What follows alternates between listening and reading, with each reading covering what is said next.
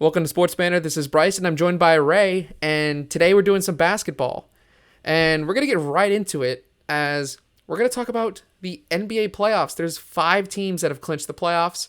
First one we're gonna talk about is the Phoenix Suns, and it's their first playoff berth in 11 years. And I watched the game live when they clinched the playoffs. Very exciting for their fan base.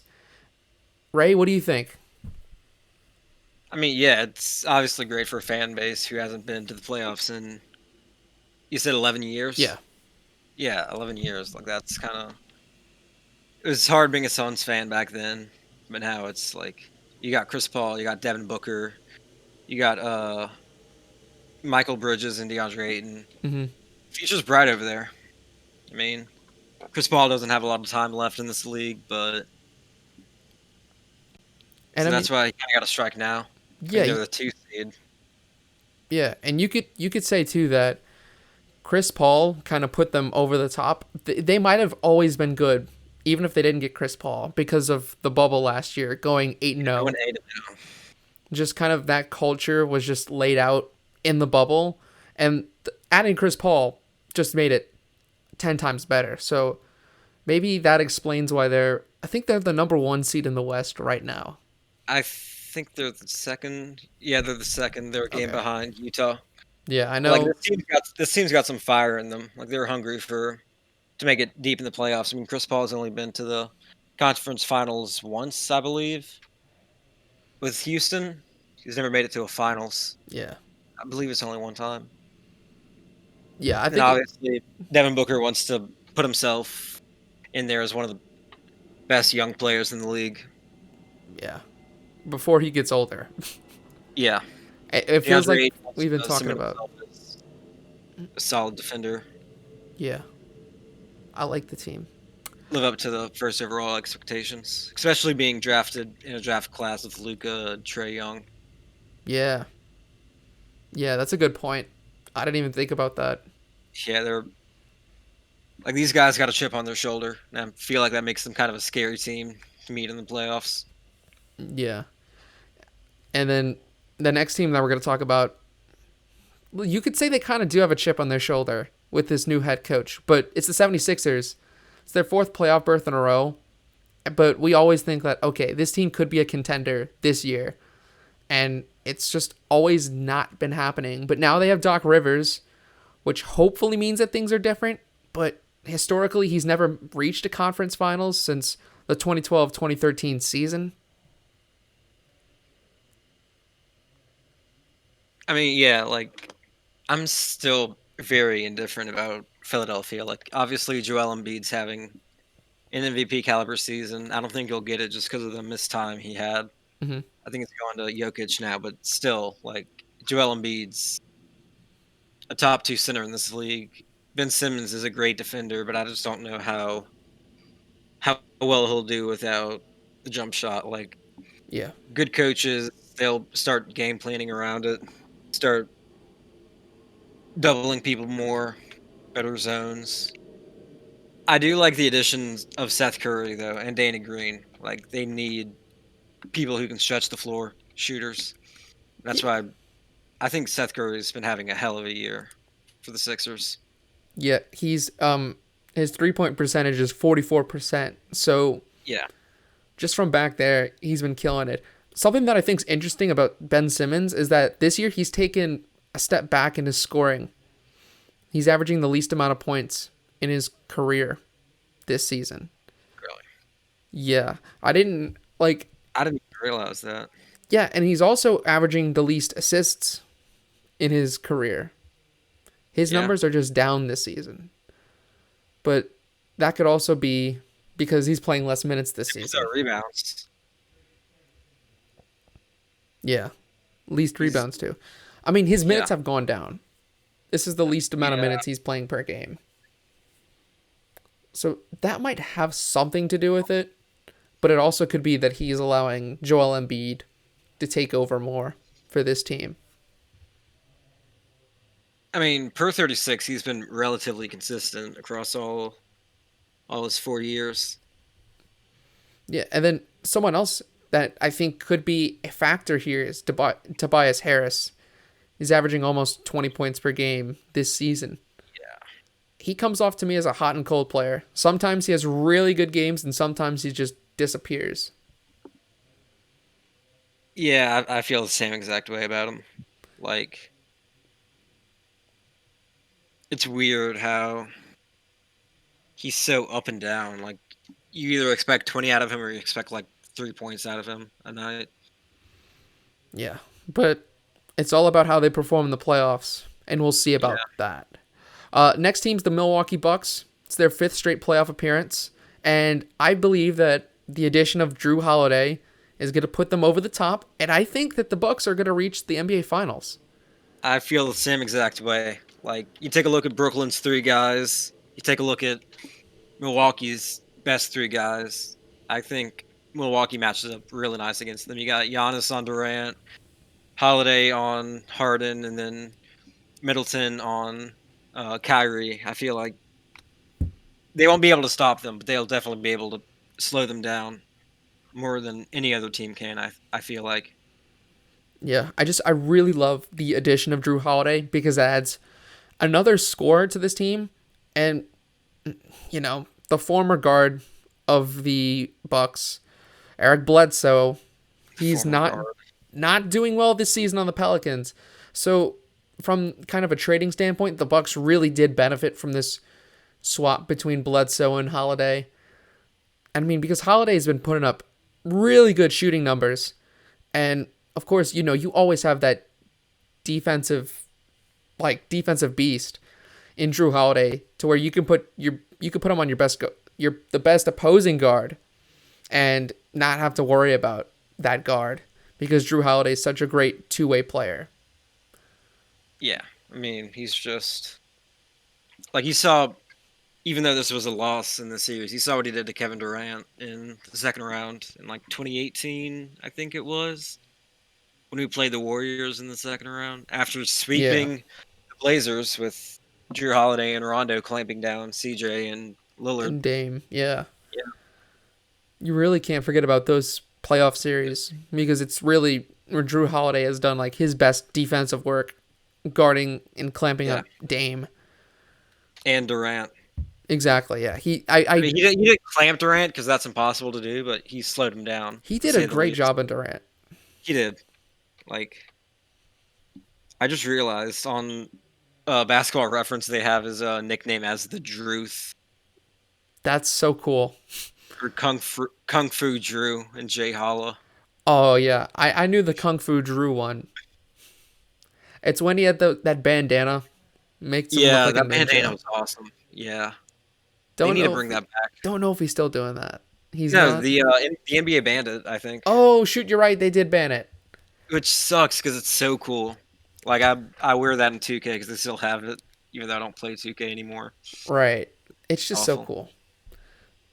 Anyways, moving on. We got the Clippers. 3rd straight playoff appearance. It's the same story except Tyronn Lue's now coaching the team.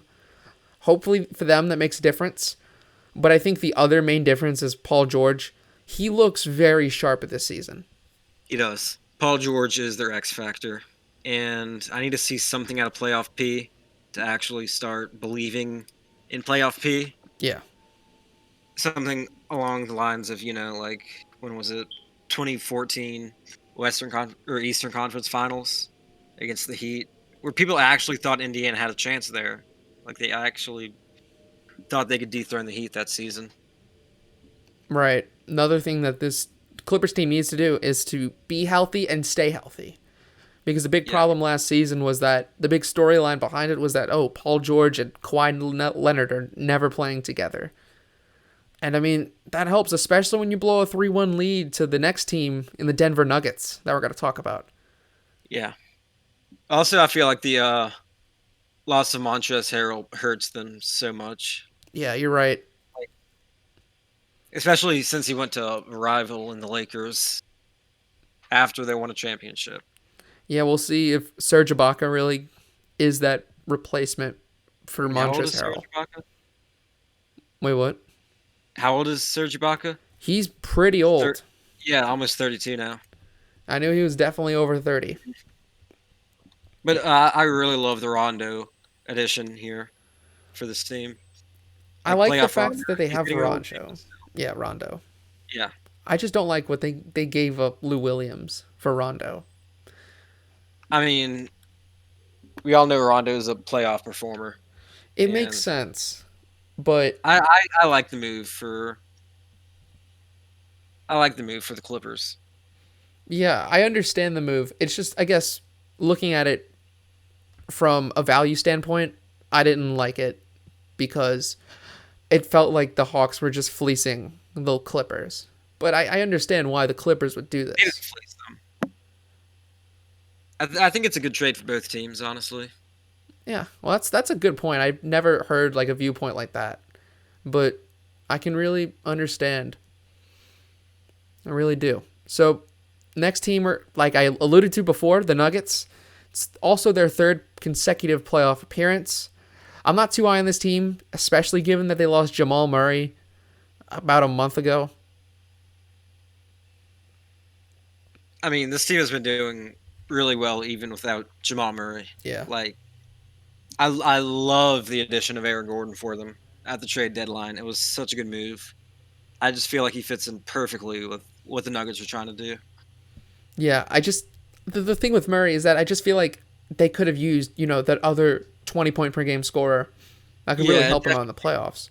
it definitely hurts their chances at going far. Like, I had this team making it to the Western Conference Finals in the before the season started, but with Jamal Murray out, I can't see them making it past the second round. Yeah, that's totally understandable. I We'll mean, see. Jokic is obviously having an MVP type season, but Hmm. it's just kind of rough without your second best player being out for the entire postseason. Yeah. I mean, hey, Michael Porter Jr. has been stepping up as that Yeah, second I've been best doing player. really good. But you'd love to have all three. You Yeah, really would. So, next we're going to talk about Cleveland Cavaliers. Basically, he's just been chilling there forever. Kevin Love. Kevin Love. Because the main thing that really prompted me to talk about him is when he threw that lazy inbound pass. I think it was against the Raptors. You just kind of slap the ball towards the opponent. Yeah, and he just didn't look back. He just, Nope. didn't even pretend to be surprised. Didn't even care that he just gave the ball to the Raptors. Like, it was just kind of, Yeah. gave it to him. Like, I get it. I get that Kevin Love's just been stuck on some terrible Cleveland Cavalier teams. But I still don't think he should be acting like that because he signed the contract extension after LeBron left. So you had to know what you were getting yourself into. Like, yes, it is $120 million, but at the same time, the team has no direction. Like, it is his fault he's on this team. Like, he should not have signed that extension, especially after he knew LeBron left. If it was before LeBron left, It I would would be a little more understand. understandable. Yeah, Yeah. because you want LeBron to come back, so you sign this big extension to try to keep him in Cleveland. But that was after he left, Mm-hmm. and like you've got all these young players on the Cavs. Sexland are the most important too. You're just kind of like showing them like, yeah, I don't care about this team. Y'all can do whatever y'all want. I want out of this, Yeah. I and mean, I feel like that's really immature. it is immature. I also do see why, like, the Cavs are really just not helping themselves here. They should have No, gotten rid of Kevin Love a while ago. yeah, Like, if you traded him a couple years ago, you would have gotten so much more value. At this point, you're not getting value for Kevin Love because his contract's worth way too much. hmm So the Cavs really did botch this situation up. yeah. They should have traded him like last year at the latest. Yes, I But totally agree. like looking at Basketball Reference, Kevin Love has a 73.5% Hall of Fame probability. If he gets another championship, that's gonna really boost that up to get him in the Hall of Fame. How many more years does he have left on his contract? I'm trying to find that. I don't know off the top of my head. I can definitely look at it though. But yeah, I like Here we go. forgot. Until 2023. Damn, that's rough. Yeah, he So he's needs to get out of there. yeah. You see, I feel like a team like the Jazz would fit perfect with Kevin Love. I mean, they have Rudy Gobert. He'd be such a nice stretch big to fit alongside him. Yeah, and like I hate to say this, he fit kind of well with the Pelicans. He would. We do need that stretch big. He's older, but he is also a stretch big. Mm-hmm. Everyone ships Miles Turner with the Pelicans. I mean, Kevin Love wouldn't be bad either. I mean, I love Miles Turner. He's younger. I'd rather have Turner than Love. Oh, I would too, in a heartbeat. And Turner's just a monster on defense as well. Yeah, and that's all you really want out of modern day center. That's true. Shooting and defense. Yeah. So next, we're going to talk about a former Cleveland Cavalier and Kevin Porter Jr. having a breakout game April 29th against the Bucks. It was funny too because Giannis went down within the first minute, and the Rockets just ended up deciding, all right, we'll play our best game of the season. Kelly Olynyk had 24 points and 13 rebounds. Christian Wood had just over 30 points and 9 rebounds. But the most surprising stat line was Kevin Porter Jr. dropping 50 points and dishing 11 assists. That's my career numbers, like. For real. Like, I don't even know what to say about that. It's just crazy what he did. I mean, this guy was in the G League a few months ago, and now he's in the NBA dropping 50 against a title contender. Granted, without their best player, but still, like. This like fulfills the whole saying that like anybody can win in the NBA on any given night. Yeah. Like Houston, don't get me wrong, Houston is the absolute worst team in the league right now. I'd argue the Timberwolves. The Timberwolves, they've won six of their last 10 games. I think they're doing better. The Rockets have no direction though. That's what it goes down to for me. They really don't, and that's kind of sad, considering they had Westbrook and Harden last year, and Chris Paul the year before that, and now they're just kind of... Yeah. It's the fact that with Minnesota, I can tell you that D'Angelo Russell, Karl Anthony Towns, and Anthony Edwards are 3 pretty talented basketball players on that team. I mean, isn't that what we said about Cat Wiggins and Anthony Bennett? Yeah. But, I mean, it doesn't change the fact that the team wasn't performing well. The Pelicans have Zion, Brandon Ingram, and Lonzo Ball, and yet they're struggling to even make the 10th seed.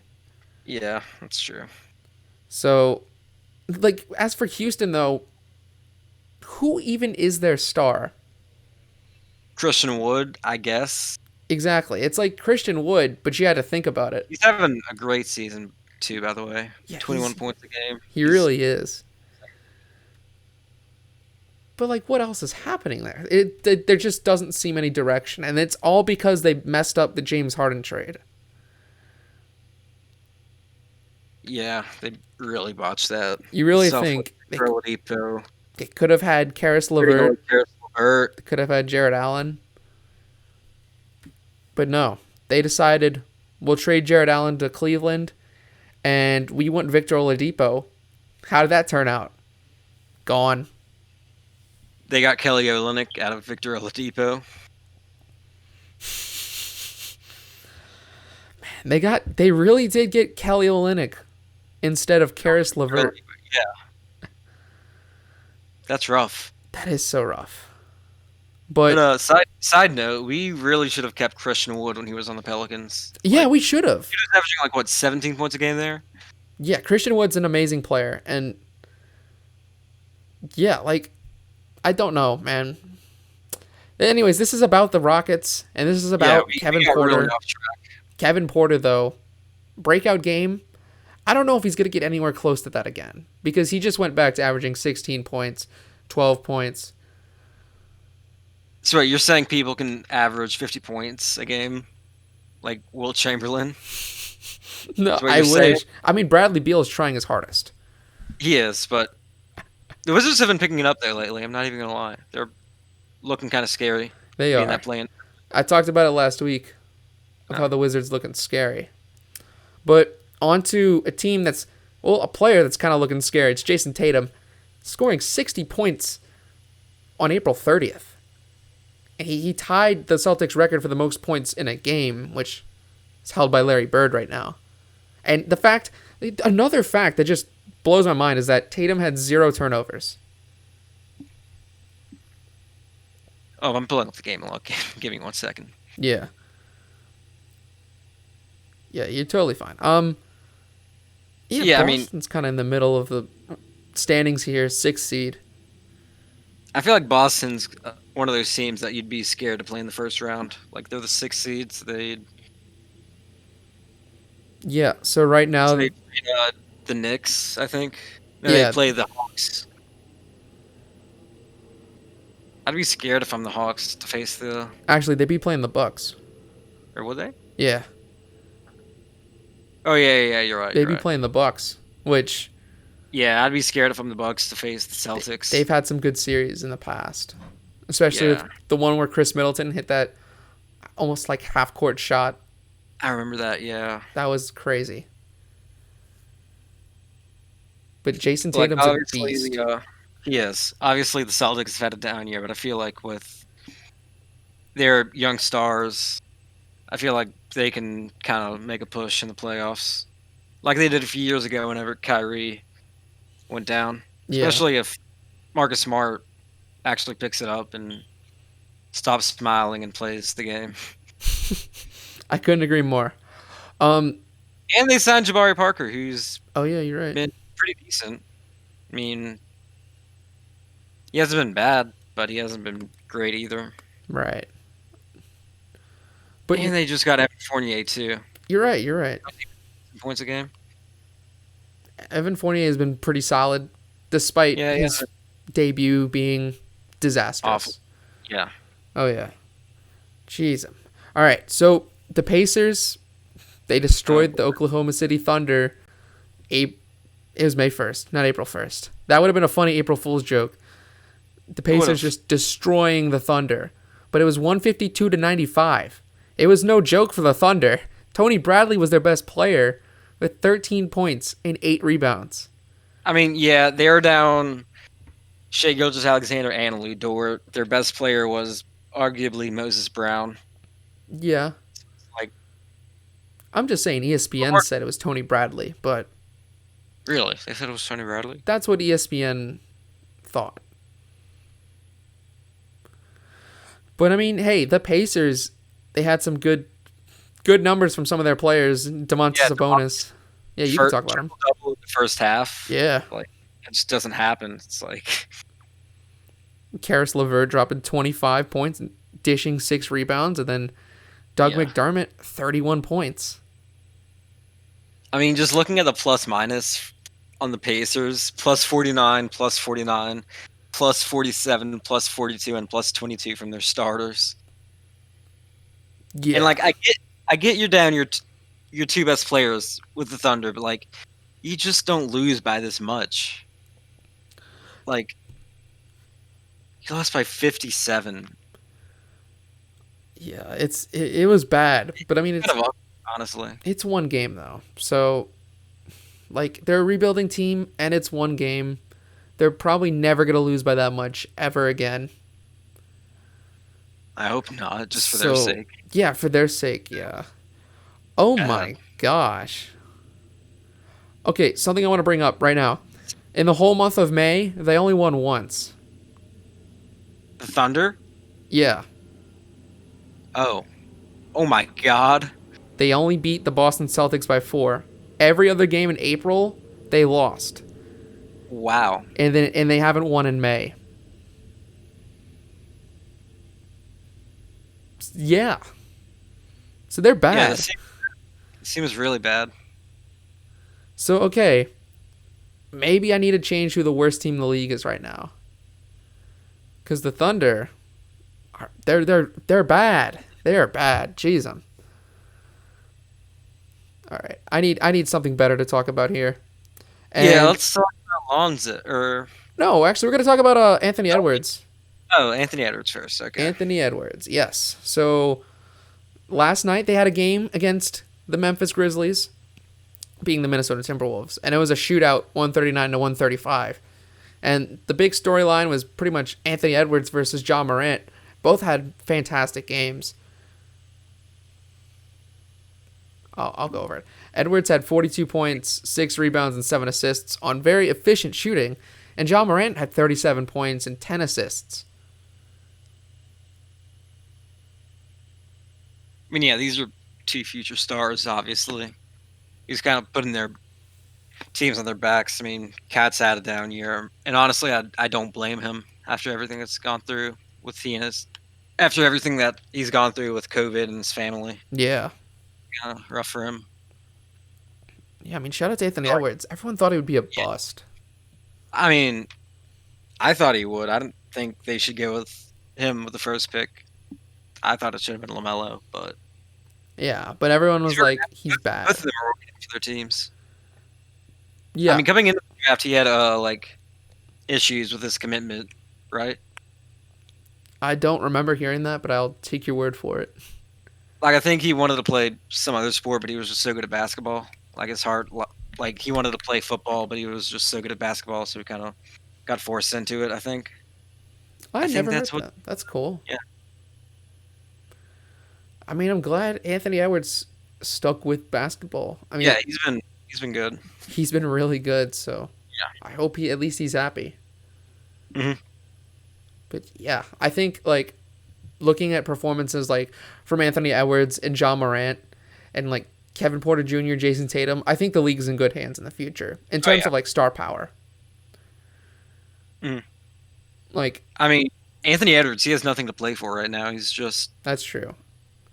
They're the 14th seed. They've been mathematically eliminated. I mean, I guess he's got the Rookie of the Year to win, but it's not like Rookie of the Year is not like that award that people talk about for years. Yeah, but speaking of which, LaMelo made his return. He only had 11 points, 7 rebounds, and 8 assists in that game against the Pistons. He's working his way back up from injury. Nothing too crazy yet, but I think me and Ray have talked about it. I think that this injury might have killed LaMelo's run for Rookie of the Year. Yeah, I mean, in the time LaMelo was out, it's been 20 games, I think.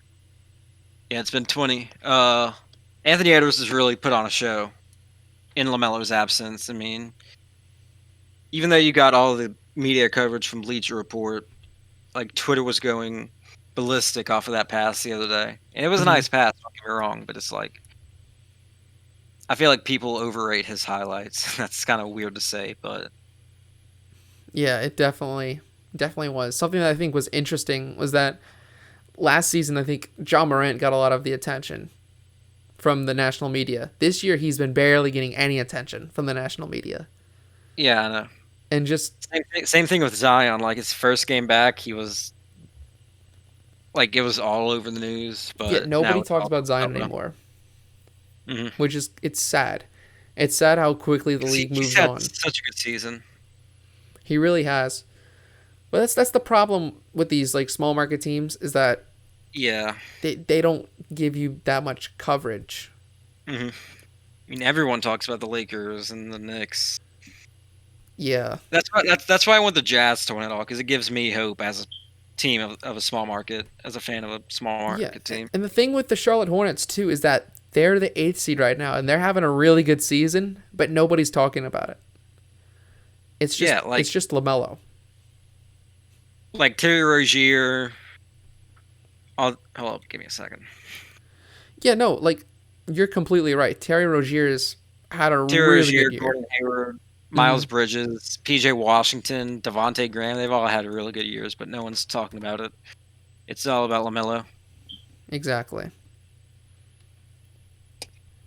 And I mean, Devontae Graham was kind of hyped last year. Yeah. Like a most improved player, but now he's like, no one talks about him. He's not having he's having a worse year statistically, but it's not bad. He went from 18 points to 15, which isn't that bad of a drop. Right, he's doing okay. Yeah. I still think he's doing really good. I don't know. I think Devontae Graham's talented, just not as good as I originally thought he was. Yeah. All right, but like this Hornets team is deep. Like they don't have the star power, but they're deep. Mm-hmm. All right, last point, Lonzo Ball, the better ball brother, Yeah. you could dispute that one. But Lonzo, you can't deny that in May, Lonzo's had some pretty big games. So May 1st, in Pelicans fashion, they're struggling against the Minnesota Timberwolves.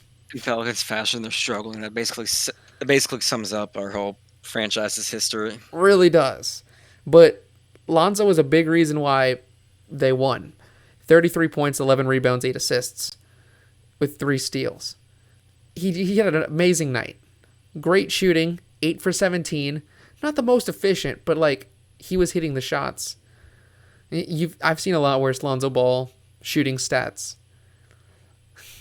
Yeah. I'm totally okay if he shoots that much, makes a good amount, and we get the win. Where I'm not okay is the next game where he plays the Warriors and he goes 1 for 9 from 3. That's when it's ugh. It's kind of bad, especially when you lose to the Warriors by 15. But hey, I'm gonna give Lonzo some credit because the next night he comes out very determined, and he scores 33 points again, 7 for 13 from 3, with 6 rebounds and an assist, or 4 assists and a steal. Yeah, so Lonzo, he's been having some big games, and that's something that, as fans of the Pelicans, I'm pretty sure we've been waiting to see this. He just needs to play more confident and aggressive. That's if he actually shoots the ball with confidence often, he's gonna be great. And I mean, we've seen spurts of Lonzo playing extremely well. This isn't he's just breaking out for the first time. He's had a bunch of games where he's shooting very well from the field, but then he has one bad game, and then it's back to normal. Yeah. So we'll have to see. Hopefully, the Pelicans can sneak up to the 10th seed. They're only 1.5 games out of it. I mean, the Spurs have a hard schedule to play.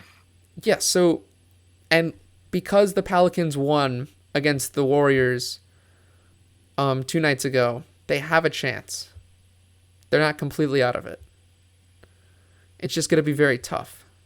Yeah, I would also like to point out that Lonzo is shooting 80% from the free throw this season. Yeah, that's huge for him. He's struggled a lot from there. I mean, coming into the league, everyone kind of roasted his free throw, but now it's okay, he's actually a good free throw shooter. Let's just not talk about it at all. Lonzo's he's been having a career year. I'll just say it straight out. Yeah. His shooting's been really well for Lonzo Ball. The thing that I think annoys me the most with Lonzo, though, is just the volume at which he shoots, it's okay. But he just needs to take more shots. That's it. Oh, don't tell him that. He's gonna go 1 for 8 again. Okay, fair. He needs to be more confident in his shot selection. That's what I think too. Even when he's not confident, he shoots a lot. Yeah. I just think that, he needs to have more confidence in his shot. But I feel like he also needs to realize that, if he's 0 for 8 from 3, he needs to stop shooting threes and just drive. Agreed. Yeah, I feel like that's my knock on Lonzo is that he doesn't go to the rim enough. I mean, he's not a bad finisher by any means, but he's not. But I've definitely noticed he's been doing it less. Mm-hmm. Which for a playmaker, I don't like that. I want you to drive to the rim so that somebody comes to guard you. You pass it out to, let's say, I don't know, Nickeil Alexander-Walker, and he hits the 3. That's what you want. Okay, staying on the Pelicans, though, can we just say we need to give Kira Lewis more minutes? Yes. Oh, I've been always on that boat. Please. It is... I don't know why we don't. Neither do I. He's been really good in the few minutes he's played a game. I know the Pelicans have been very, inconsistent with giving minutes to players. Mm-hmm. I've never understood why. Kyle Lewis just doesn't get more minutes because he's been excellent. I think that, when Bledsoe leaves, Kyle Lewis will replace him. I mean, I don't think so. I think it's going to go to Nickeil Alexander-Walker. Yeah. Okay. Yeah. That's actually, yeah, you're right. I think Kara could be a good, bench piece because honestly, Lonzo's better as a point guard. I'd rather Lonzo play the lead guard role. Mm-hmm. And then just have Alexander-Walker as a shooting guard. Yeah. Instead of a point guard. Yeah, I've never understood the whole 2-point guard thing, but Stan Van Gundy still insists on it. Yeah. I mean, you remember the Thunder had like 3-point guards last season? They had Shea, Chris Paul, and Schroeder. Yeah, I don't know how they made that work. Neither do I, but it's the Thunder. They are the weirdest team in basketball, I think. Especially since even when Westbrook was there, the fact that Westbrook averages a triple-double with no one on his team, you're right. The Thunder are probably the weirdest team in the NBA. Yeah. We're just going to throw it out there. We're going to make that official. They just are. But I think that's enough from us. All the draft picks, yeah. Yeah, I get what you mean, but we're going to have to sign off. All right. If you all enjoyed this video, like, comment, and subscribe. And until next week, we'll see you on the next video.